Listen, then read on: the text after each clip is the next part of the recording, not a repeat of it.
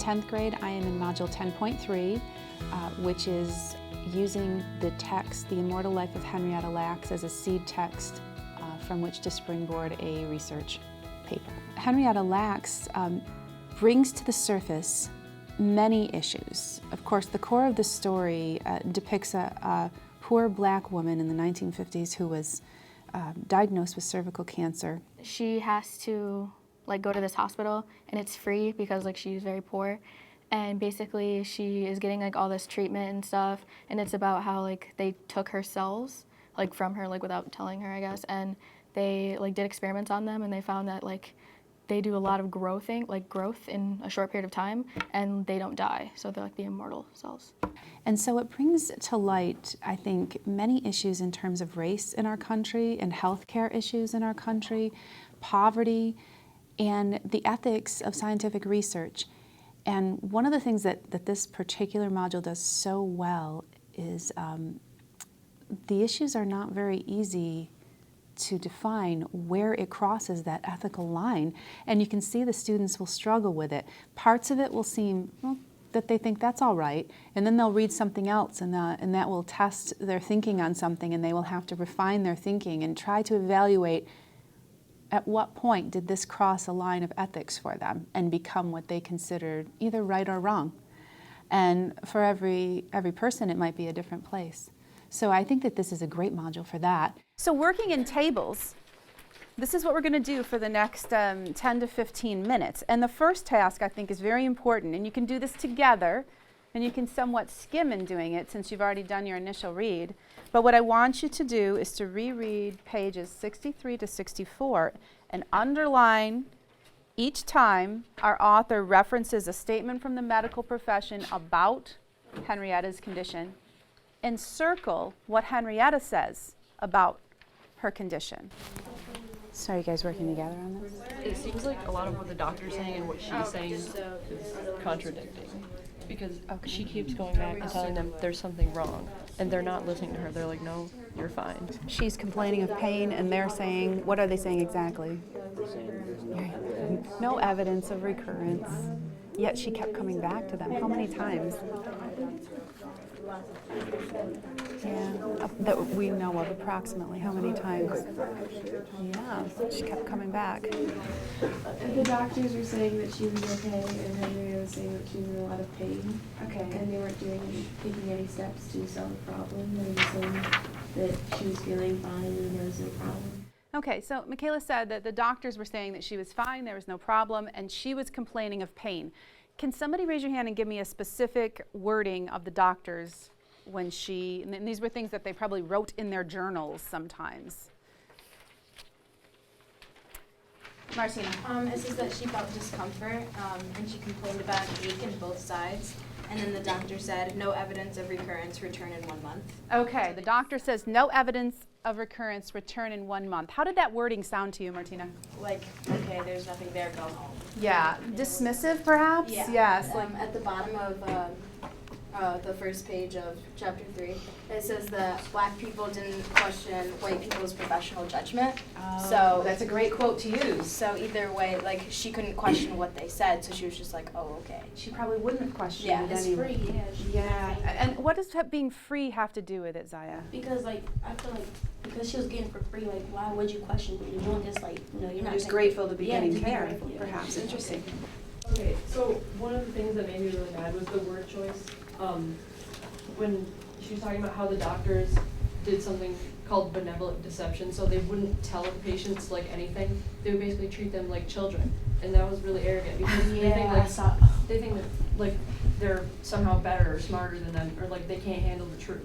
Well, I just wanted to point out what Andrew was saying earlier, talking about how the doctors didn't really have an emotional attachment to her, or didn't feel empathetic enough. Mm-hmm. I feel it definitely has to do with the author, because the author right here is using these words like complaining and groaning to try to make all the students who are reading think that this is what the doctors are doing. Raise your hand if you agree with Martina. This is basically just opinion. It's the author making us feel this way, so it's kind of an assumption. So really, you don't truly know if the doctors were. Yeah, you know what? It is always good to remember that people are writing for a purpose. It's just making and us that they are feel giving that us way. the information we need, because Rebecca Skloot perhaps wants us to believe a certain thing.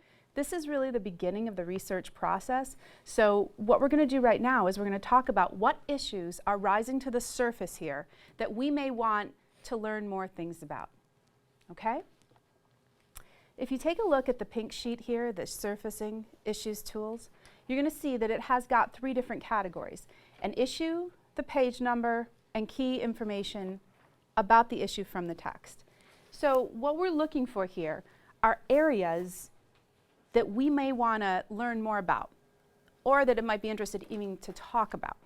Okay? Try to think of the issues that have risen to the surface so far that maybe we might want to research, and try to fill out this pink sheet as much as you can. Okay?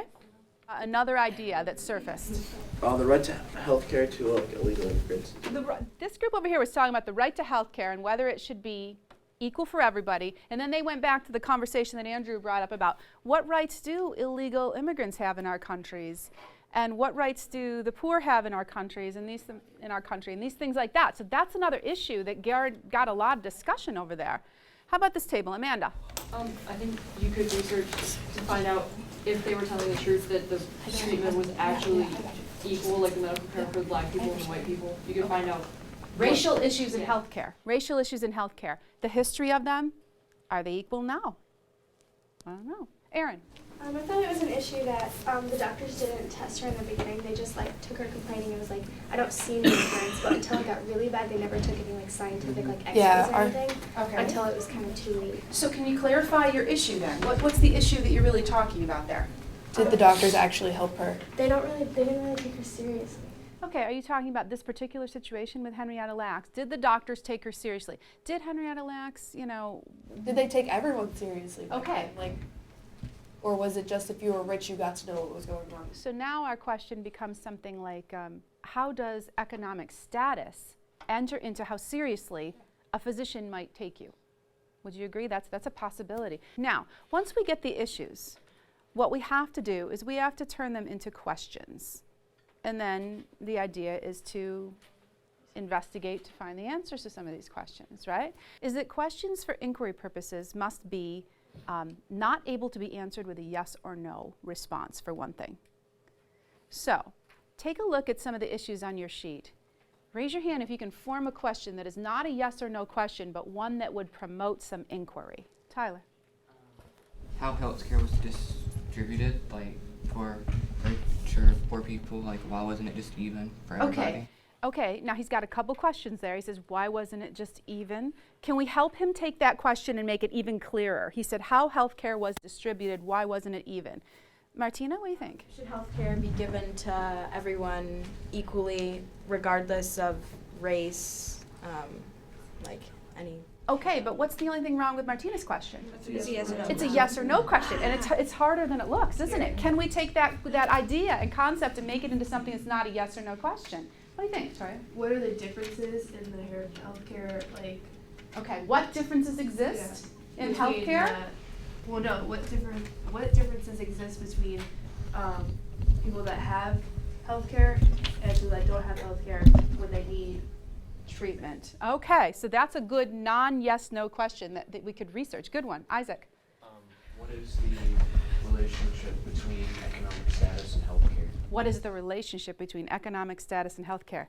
Do you see how that's going to go? And they really thrive on talking and discussing issues, and they really like it when an issue promotes some kind of controversy and we have kids who are just about bursting out of their chairs to tell me their point of view. Everything that we've read in here, it might have challenged us and everything, but they're all really good stories, I think. So challenging you will help you be a better reader, and I feel like this class is trying to prepare you not just for the rest of high school, but for the rest of your life.